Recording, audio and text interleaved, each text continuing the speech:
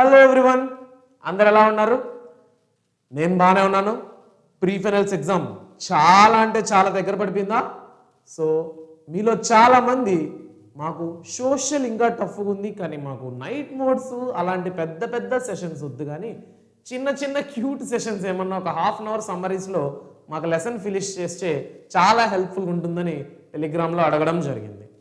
So మీరు అడిగిన విధంగానే already the world between world wars lesson అనేది 30 minutesలో ఫినిష్ చేశాను. అలానే the national liberation movement in the కాలనీస్ని కూడా 30 minutesలో ఫినిష్ చేశాను. ఇన్ఫ్యాక్ట్ 30 కంటే తక్కువ 20 minutesలోనే ఫినిష్ చేసేసాం. వీళ్ళు ఎంతమందికి ఆ లెసన్స్ అర్థమయ్యాయి? ఇప్పుడు రివిజన్కి బాగా హెల్ప్ఫుల్ అవుతుందా? ఇంకోటి, ఆ పీడిఎఫ్ ఏదైతే ఉందో just 2-page notes, 2-page 3-page, world war అయితే 4-page notes, national liberation movement in the colonies అయితే 2-page నోట్స్. ఎలా ఉంది? సో అలానే ఈరోజు కూడా మీ దగ్గరికి ఏ లెసన్తో వచ్చానంటే, మీరందరూ అడిగిన post war world and India ఈ లెసన్తో మీ ముందరకు వచ్చాను. ఇది కూడా హార్డ్లీ 3 to 4-page నోట్స్. ఓకేనా? ఈ నోట్స్ అనేది మీకు ఖచ్చితంగా పబ్లిక్ ఎగ్జామ్కి, ప్రీ బోర్డ్స్కి చాలా ఇంపార్టెంట్. మీరు ఇంకా నెంబర్ ఆఫ్ క్వశ్చన్స్ చదవక్కర్లేదు. నెక్స్ట్ టెక్స్ట్ బుక్ తీసుకొని టెక్స్ట్ బుక్ రీడింగ్ చేయక్కర్లేదు. నెక్స్ట్ ఎక్స్ట్రా సోర్సెస్, మాకు ఆ బుక్ ఇస్తున్నారు, ఈ బుక్ ఇస్తున్నారు, అవసరం లేదు. ఒక లెసన్కు సంబంధించినంత వరకు ఆ లెసన్కు కావాల్సినంత super gun shot, sure shot, most powerful కీవర్డ్స్తో ఒక ఆన్సర్ ఉన్నప్పుడు పబ్లిక్ ఎగ్జామ్లో వాడు ఇప్పుడు ఫర్ ఎగ్జాంపుల్ సోషల్కి కరెక్షన్ చేయడానికి ఎవాల్యుయేటర్ సోషల్ టీచరే రావాలి అని 100% రూల్ లేదు. వేరే సబ్జెక్ట్ టీచర్స్ కూడా రావచ్చు. మరి వాళ్ళకి నువ్వు రాసింది ఆ క్వశ్చన్కి ఆన్సర్ కరెక్టా కాదా అని వాళ్ళకి ఎలా తెలుస్తుంది? కంటెంట్ లేనప్పుడు వాళ్ళ దగ్గర కీ బుక్ ఉంటుంది. ఆ కీ బుక్లో ఆన్సర్ మొత్తం ఉండదు, కీ వర్డ్స్ ఉంటుంది. వాళ్ళకి ఎలాంటి ఇన్స్ట్రక్షన్స్ ఉంటాయంటే, సో కీవర్డ్ ఆన్సర్లో ఉందా, సో ఇలాంటి కీవర్డ్స్ అన్ని ఆన్సర్లో ఉంటే ఫుల్ మార్క్స్, లేదా కొన్ని కీవర్డ్సే ఉంటే హాఫ్ మార్క్స్, ఇలా క్లియర్గా వాళ్ళకి ఇన్స్ట్రక్షన్స్ ఇవ్వడం జరుగుతుంది అనమాట. సో ఇప్పుడు ఆ కీవర్డ్స్నే మేము ముందరకు వచ్చి లెసన్ ఎక్స్ప్లెయిన్ చేస్తే ఆ కీవర్డ్సే మీకు గుర్తుంటుంది. లెసన్లో ఉండే అన్నెసెసరీ పాయింట్స్ అంతా గుర్తుండదు. మీరు ఎగ్జామ్లో రాసేటప్పుడు కూడా ఆ కీవర్డ్స్, ఆ టాపిక్కి సంబంధించిన ఆ 4-5 కీవర్డ్స్ని పెట్టి సెంటెన్స్ ఫార్మేషన్ చేశారనుకోండి, డెఫినెట్లీ మీకు ఎగ్జామ్లో అవుట్ ఆఫ్ రావడానికి ఛాన్సెస్ ఉంటుంది. Or else above average marks మీరు తెచ్చుకునే మార్క్స్ కంటే ఇది ఒక బెటర్ స్ట్రాటజీ అని నా అభిప్రాయం. ఓకేనా? డన్. ఇక ఆలస్యం చేయకుండా ఆ లెసన్లోకి వెళ్ళే ముందు ఈ పీడిఎఫ్ ఎలా డౌన్లోడ్ చేసుకోవాలో ఒకసారి మళ్ళీ గైడ్ చేస్తాను. ఇప్పుడు ఈ వీడియో మీరు చూస్తున్నారా? కింద డిస్క్రిప్షన్ ఓపెన్ చేసి ఇప్పుడు ట్రిగనామెట్రీ వీడియో, అలానే ఇప్పుడు ఆన్ ది ప్రాసెస్ ఈ వీడియో చూస్తున్నారు కదా, అలా డిస్క్రిప్షన్ నొక్కారనుకో ఇలా వస్తుంది. ఆ లెసన్ నేము, లైక్స్, వ్యూస్, అక్కడే కింద చూసినారనుకో డౌన్లోడ్ ట్రిగనామెట్రీ 1 shot పీడిఎఫ్ అని ఉందా, అలానే మీకు download post war world and India important 1-page notes అని పీడిఎఫ్ ఉంటుందా, ఆ లింక్ నొక్కితే మీకు ఈ పేజ్ ఓపెన్ అయిందా? ఈ పేజ్ ఓపెన్ అయిన తర్వాత మీరు ఇక్కడ మొబైల్ నెంబర్ ఎంటర్ చేసి ఓకే కొట్టినట్టయితే 2 ఆప్షన్స్ చూపిస్తుంది. ఒకటి పాస్వర్డ్, ఇంకోటి మీకు ఓటీపీ ద్వారా లాగిన్ అవ్వండి అని చూపిస్తుంది. ఓటీపీ ద్వారా లాగిన్ అవుతాం, ఎందుకంటే పాస్వర్డ్స్ మర్చిపోతాం పెట్టుకున్నా కూడా. కాబట్టి ఓటీపీ ఆప్షన్ పెట్టుకున్నట్టయితే ఓటీపీ వస్తుంది. ఓటీపీ ఎంటర్ చేసినట్టయితే ఇంకా నో అదర్ స్టేజ్, డైరెక్ట్లీ మీకు పీడిఎఫ్ ఓపెన్ అయిపోతుంది.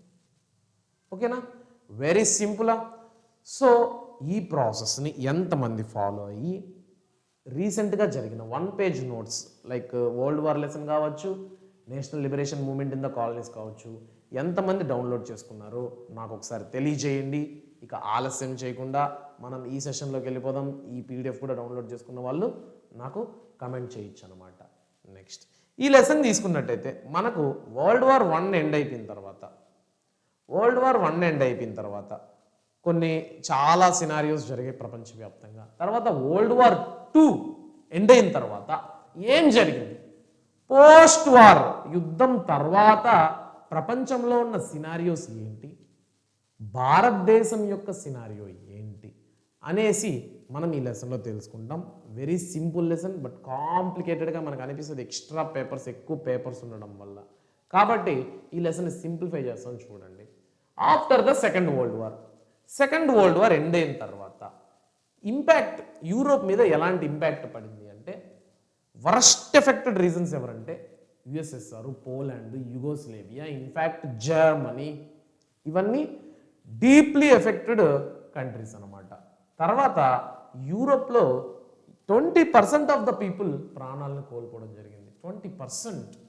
నెక్స్ట్ మ్యాసివ్ డిస్ట్రక్షన్స్ అనమాట. 17 దాదాపు ఇది nearly 1700 towns, 31,000 factories, 71,000 villages. Only రష్యాలో 70,000 విలేజెస్ ఇన్ని డెమాలిష్ అయిపోవడం జరిగింది, డిస్ట్రక్ట్ అయిపోవడం జరిగింది అనమాట. Cities, industries, mines destroyed due to wars. ఇవంతా యుద్ధం జరిగిన తర్వాత రిపోర్ట్స్ అనమాట. Next process after world war II. New process ఏం జరిగిందంటే 3 మేజర్ చేంజెస్ అనేది రావడం జరిగిందనమాట. ఒకటి united nation organisation. United nation organisations అంటే ఇంటర్నేషనల్ ఆర్గనైజేషన్ 1945లో వరల్డ్ వార్ II ఎండ్ అయిన తర్వాత పీస్ కోసం మొదలైందని మనం వరల్డ్ వార్ I లెసన్లోనే చదివినాం, వరల్డ్ వార్స్ లెసన్లోనే. ఇక్కడ మనం ఆ చేంజ్ అనేది ఎంతవరకు దారి తీసింది, ఎంత ఇంపాక్ట్ని చూపించింది అనేది కూడా మనం ఈ లెసన్లో తెలుసుకుంటాం. United nation Organization. Next cold war అనేది కొత్తగా స్టార్ట్ అయింది. అంతకుముందు అంతా డైరెక్ట్ వార్స్. కోల్డ్ వార్ అంటే ఏంటంటే బయటికి యుద్ధం చేసుకున్నట్టు కనపడం, వెపన్స్ యూజ్ చేసి కనపడం. ఎకనామిక్ వార్స్ కావచ్చు, కల్చరల్ వార్స్ కావచ్చు, సోషల్ వార్ కావచ్చు. అంటే cold war in the sense, మీ క్లాస్లో నువ్వు మీ ఫ్రెండ్ ఉంటారు, నీకు మీ ఫ్రెండ్కి ఒకనొక టైం పీరియడ్లో ఇద్దరికి ఒకరంటే ఒకరు పడరు, కానీ బయటకు మాత్రం ఫ్రెండ్సే, ఎక్కువ గొడవలు వేసుకోరు, అంతా సైలెంట్గా ఉంటారు. కానీ ఎందుకో వాడంటే నీకు కోపం వస్తూనే ఉంటుంది వాడు చేసే పనులకి. సేమ్ వాడే కూడా నీ మీద కోపం వస్తూనే ఉంటుంది. దీని ఇంపాక్ట్ ఏంటంటే బ్యాక్గ్రౌండ్లో చూపిస్తాం. వాడు అనుకుని ఫోన్ చేసి రారా సినిమాకి వెళ్తాను, నేను రావట్లేదు నాకు పని ఉంది. ఇలాంటి కోల్డ్ వార్ అనేది ప్రపంచంలో మొదలైందనమాట. నెక్స్ట్ డీకలోనియలైజేషన్.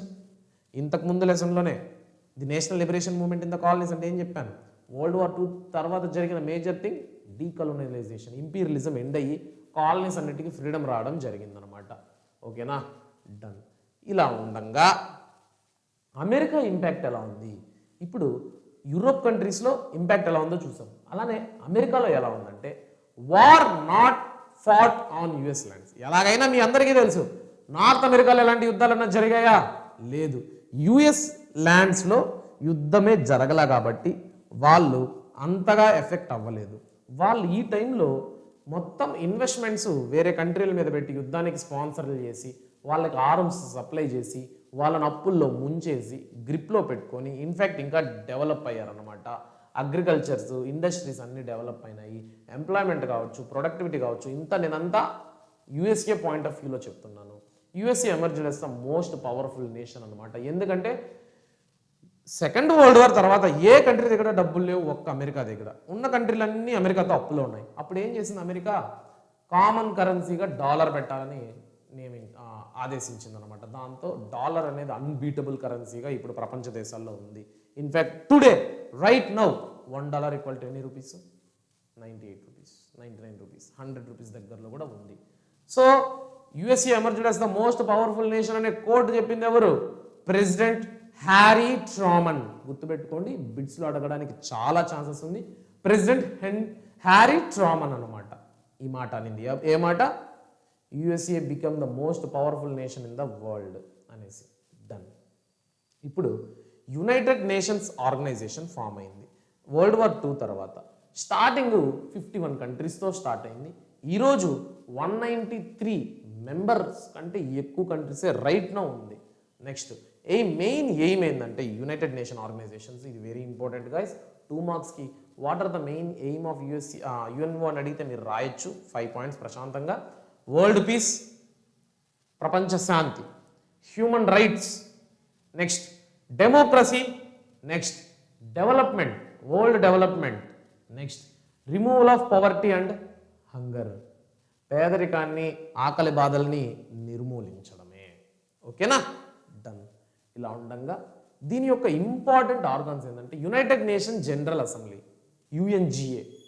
ఇది డిస్కషన్ ఫోరం అనమాట. ఏదైనా డెవలప్మెంట్స్ గురించి డిస్కస్ చేయాలంటే యునైటెడ్ నేషన్ జనరల్ అసెంబ్లీలో డిస్కస్ చేయాలి.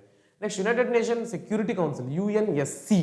ఇదేంటంటే వార్ అండ్ పీస్ఫుల్ డెసిషన్స్, యుద్ధానికి సంబంధించిన శాంతికి సంబంధించిన డెసిషన్స్ తీసుకునేది యుఎన్ఎస్సిలో. Next permanent members P5. Permanent members ఇక్కడ ఎవరెవరు అంటే, పర్మనెంట్ మెంబర్స్ అంటే ఇప్పుడు 193 కంట్రీస్ అన్నాను, ఈ 193 కంట్రీస్లో 5 కంట్రీస్ పర్మనెంట్ కంట్రీస్ అనమాట, ఎప్పటికీ ఆ స్థానాన్ని కోల్పోవు. మిగిలినంతా ఏంటంటే టెంపరీ కంట్రీస్. ఇన్ఫ్యాక్ట్ ఇండియా కూడా టెంపరీ కంట్రీ, మెంబర్ కంట్రీ యుఎన్ఏలో one of the member India. కానీ ఈ 5 కంట్రీస్ పర్మనెంట్ కంట్రీస్ అనమాట, వీళ్ళకి స్పెషల్ పవర్ ఉంటుంది, వీటో పవర్. ఈ 5 కంట్రీస్ ఏంటంటే America, Russia, China, France, Japan, Britain, America, USSR, UK, France, China, ఇలా గుర్తుపెట్టుకోండి. ఓకేనా? వీటిలో ఉన్న కంట్రీస్ అన్నిటికీ వీటో పవర్ ఉంటుంది. Any one permanent countries can stop a decision. అంటే ఇప్పుడు ఇంకో కంట్రీని కూడా పర్మనెంట్ చేసుకోవచ్చు. ఎప్పుడంటే ఈ 5 కంట్రీస్ ఒప్పుకోవాలి. ఇప్పుడు ఈ 5 కంట్రీస్ ఇండియాని పర్మనెంట్ కంట్రీ చేసుకుందాము అంటే పర్మనెంట్ కంట్రీ అయిపోతుంది. కానీ ఇక్కడ ఫ్రాన్స్ డైరెక్ట్గా చెప్తుంది ఇండియాని పర్మనెంట్ కంట్రీ చేసుకుందాము అని. బ్రిటన్ డైరెక్ట్గా చెప్తుంది ఇండియాని పర్మనెంట్ కంట్రీ చేసుకుందామని. రష్యా అయితే ఇంకా డామ్ షూర్ మన బెస్ట్ ఫ్రెండ్ ఇండియాకి ఖచ్చితంగా చెప్తుంది. యుఎస్ఏ ఇండైరెక్ట్గా చైనా ఒప్పుకున్నప్పుడు చూసుకుందాంలే అంటే, ముందరకేమో ఇండియా కూడా అవ్వాలి అంటుంది, కానీ ఇండియా అవ్వాలని నేను ఓటేస్తున్నా అందు. ఇండియాకి నేను సపోర్ట్ ఇస్తున్నాను అంటాడు, కానీ ఇండియాకి సపోర్ట్ అయితే ఇవ్వడు. అలాగా ఇంకా చైనా అయితే ఓపెన్గా చెప్తుంది ఇండియా మా సౌత్ ఏషియాలో ఉంది. ఈ సౌత్ ఏషియాలో డామినెంట్ పవర్గా అవ్వడం మాకు ఇష్టం లేదు, మాకు మేమే ఉండాలి, కాబట్టి ఇండియాకి పర్మనెంట్ మెంబర్ అవ్వడానికి మేము ఒప్పుకోమని చైనా డిక్లేర్ చేస్తుంది. సో కాబట్టే స్టిల్ ఇండియా పర్మనెంట్ మెంబర్ లిస్ట్లోకి వెళ్ళలేదు. ఇండియా పర్మనెంట్ మెంబర్ లిస్ట్లోకి వెళ్ళడానికి అన్ని పాయింట్స్లో డిజర్వింగే, but these politics are happening. ఓకేనా? Achievements and limitations, education, health, culture. Achievements ఏంటంటే ఈ యునైటెడ్ నేషన్ ఆర్గనైజేషన్స్ వల్ల ఎడ్యుకేషన్ పరంగా, హెల్త్ పరంగా, కల్చర్ పరంగా డెవలప్ అయింది. అంటే united nation education, children's organisation, UNESCO, UNICEF, WHO, WTO, world health organisation, health పరంగా కావచ్చు, ఇవన్నీ కూడా. ఓకేనా? Next fail to prevent many wars, యుద్ధాలను నిర్మూలించడంలో మాత్రం కొద్దిగా ఫెయిల్ అయింది. ఎందుకు? యునైటెడ్ నేషన్ ఆర్గనైజేషన్ తర్వాత ఇండియా పాకిస్తాన్ యుద్ధం జరగలా, ఇండియా చైనా యుద్ధం జరగలా, రష్యా యుక్రెయిన్ వార్ జరగల, ఇజ్రాయెల్ ప్యాలెస్తైన్ వార్ జరగల, ఆఫ్ఘనిస్తాన్ యుద్ధం జరగల, పాకిస్తాన్ టెర్రరిజం జరగట్లా. సో యుద్ధం పరంగా మాత్రం it is failed to prevent. Next dominated by super powers, ఈ సూపర్ పవర్స్తో డామినేట్ చేయడంతో వీళ్ళకి ఎవరైతే క్లోజ్గా ఉంటారో వాళ్ళ పరిస్థితులే బాగుంటాయి అన్నట్టు సినారియో ఉందన్నమాట. This is the thing of United nation Organisations after the second world war. ఓకేనా? చూడండి ఎంత సింపుల్ నోట్స్, అసలు పేపర్ నిండుగా కూడా లేదు, అన్ని పాయింట్స్ కూడా, అది కూడా చిన్న చిన్న పాయింట్స్ అనమాట. You can easily grasp this and revise this. ఓకేనా? డన్.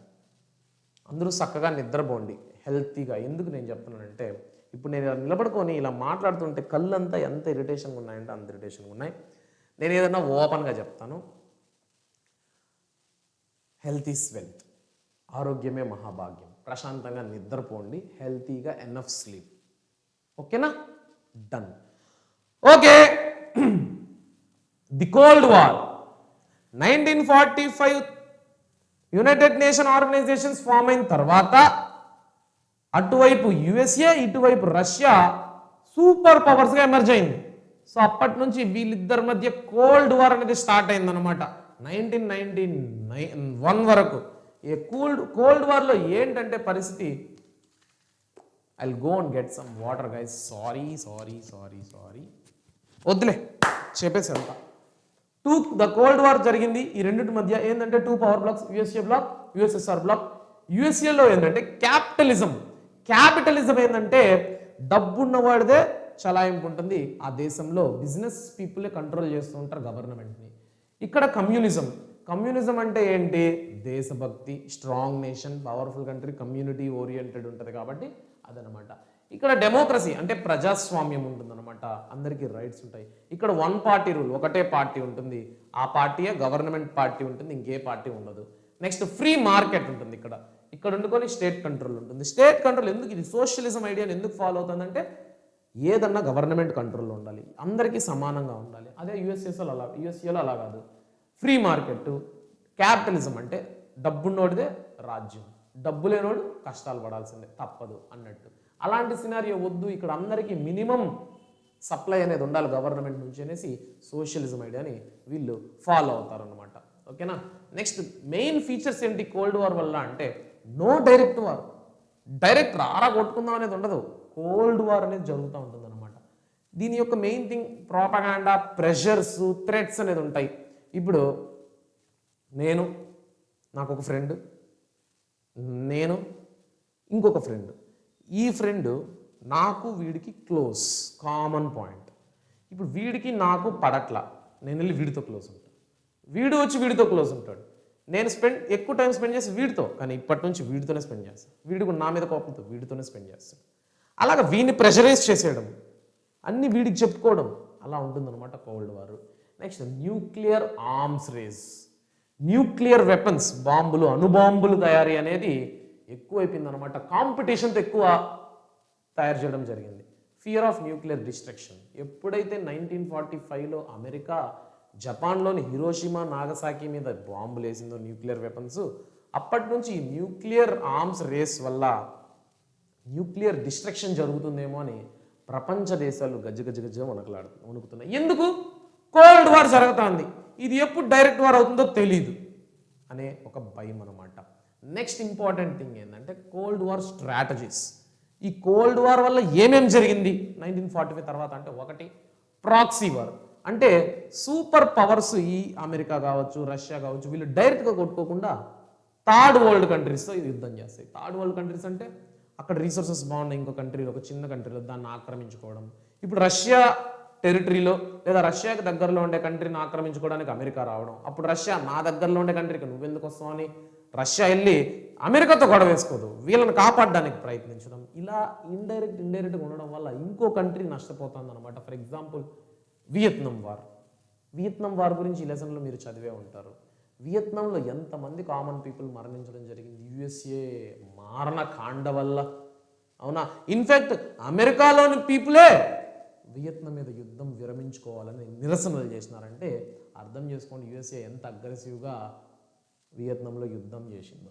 నెక్స్ట్ కొరియాలో కావచ్చు, ఆఫ్ఘనిస్తాన్లో అయితే ఇప్పటికీ ఉంటారు యుఎస్ఏ ట్రూప్స్, అంటే యుఎస్ఏ ఆర్మీ ఆఫ్ఘనిస్తాన్లో ఇంకా ఉంటారు. ఎందుకు? నువ్వేమన్నా ప్రపంచం మొత్తానికి లీడర్వా? మేమేమన్నా చెప్పినామా? అన్ని కంట్రీస్ ఓటేసినాయా? లేదు.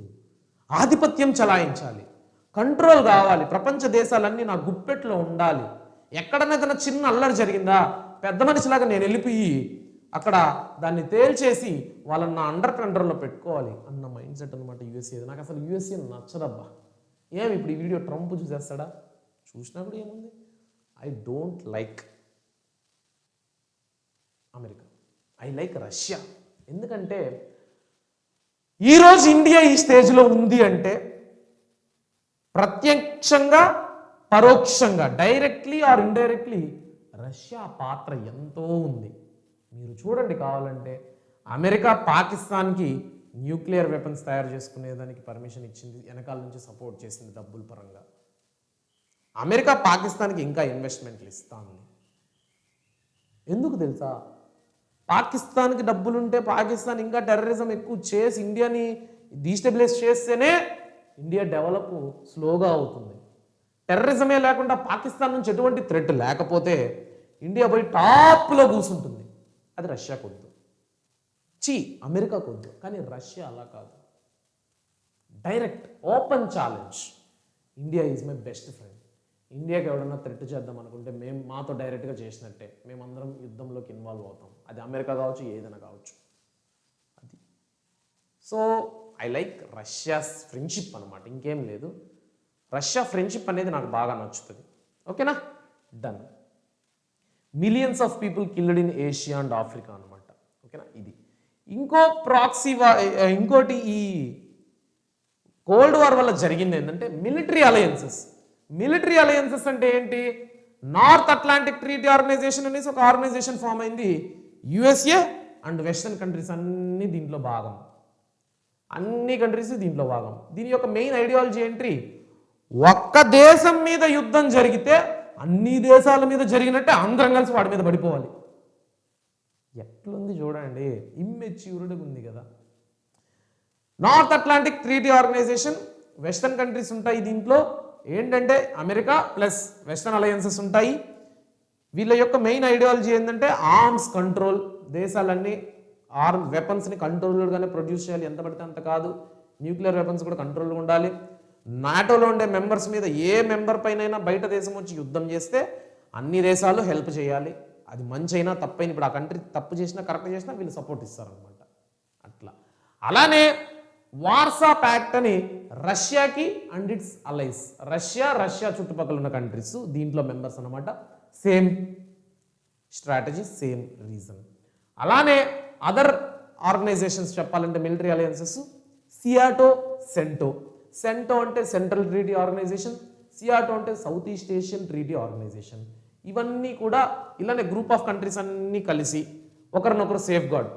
నేను ఒక్కడనే యుద్ధంలో ఎదుర్కోలేను, మనం ఒక 5-6 కంట్రీస్ కలిసి ఫైనాన్షియల్గా సపోర్ట్ ఇచ్చుకుందాం, మిలిటరీ పరంగా సపోర్ట్ ఇచ్చుకుందాం, కల్చర్ పరంగా సపోర్ట్ ఇచ్చుకుందాం, డెవలప్మెంట్ పరంగా సపోర్ట్ ఇచ్చుకుందాం అనే ఉద్దేశంతోనే ఫామ్ అయినవి ఇవన్నీ అనమాట. Next arms and space race.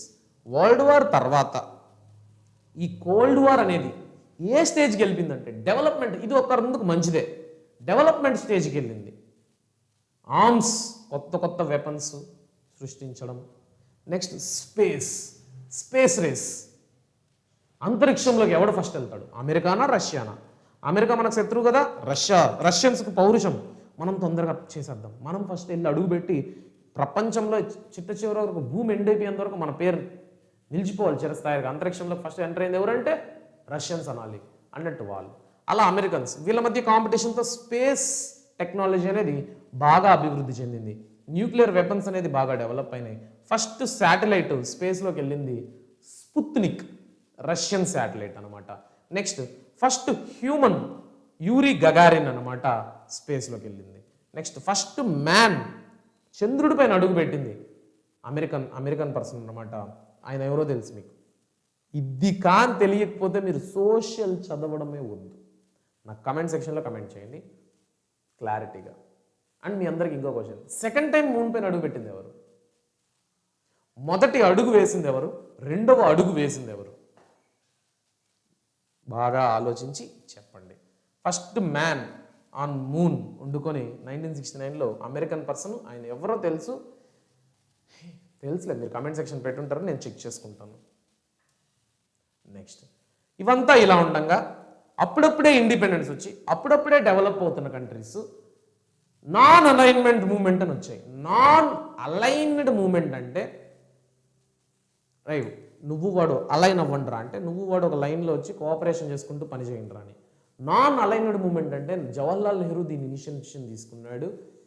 ముఖ్య ఉద్దేశం ఏంటంటే ప్రపంచ దేశాల్లో లీడింగ్ పవర్స్తో ఎవరితో మేము అలైన్ అవ్వం, మాకు ఎవరితో పనొద్దు, మాది మేము చూసుకుంటాం, మీ ఇద్దరి మధ్య గొడవ అయితే మీ ఇద్దరే తేల్చుకోండి, నేను ఎవరికి వచ్చి సపోర్ట్ చేయను, మా మనుషుల్ని పంపిను అనే ఉద్దేశం అనమాట non aligned moment. Newly independent countries did not want USA వద్దు, యుఎస్ఎస్ఆర్ వద్దు, they want peace and they want development అనమాట. సో దీంట్లో భాగంగా బాంగ్డాంగ్ కాన్ఫరెన్స్ అనేది 1955లో ఏర్పరచుకోవడం జరిగింది.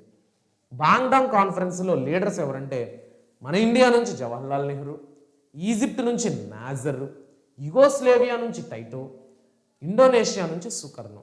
ఇక్కడ మేజర్ ముఖ్య పాత్ర పోషించుకొని Jawaharlal Nehru and Indonesian president Sukarno and Egyptian president Abdul Nasser కూడా. ఓకేనా? వీళ్ళు ఈ బాంగ్డాంగ్ కాన్ఫరెన్స్లో ఇవే అనమాట డిక్లేర్ చేసుకుంది. ఫస్ట్ నాన్ అలైన్మెంట్ సమిట్ అనేది ఎప్పుడు జరిగింది, ఎక్కడ జరిగిందంటే 1961లో బెల్గ్రేడ్లో జరిగింది. అప్పుడు 25 కంట్రీస్ పార్టిసిపేట్ చేయడం జరిగింది. టుడే 120 కంట్రీస్ అనమాట మెంబర్స్ నాన్ అలైన్మెంట్ మూమెంట్లో. ఓకేనా? దీని యొక్క మెయిన్ ఆబ్జెక్టివ్స్ ఏంటంటే independence from powerful blocks America కావచ్చు, రష్యా కావచ్చు, ఫ్రాన్స్ కావచ్చు, బ్రిటన్ కావచ్చు, చైనా కావచ్చు, వీళ్ళెవ్వరి బ్యాకింగ్ మాకొద్దు, వాళ్ళ నుంచి మాకు ఇండిపెండెన్స్ అనేది ఉండాలి.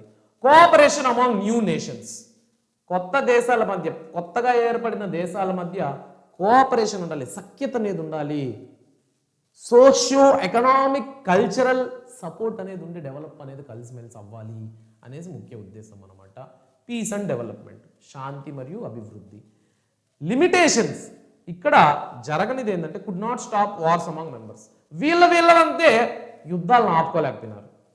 వీళ్ళ మీద ఎవడో వస్తే ఆపడం కాదు, వీళ్ళ మధ్య యుద్ధాలు, మిస్అండర్స్టాండింగ్స్ని కంట్రోల్ చేసుకోలేకపోయింది NAM. Seen as a pro USSR by USA.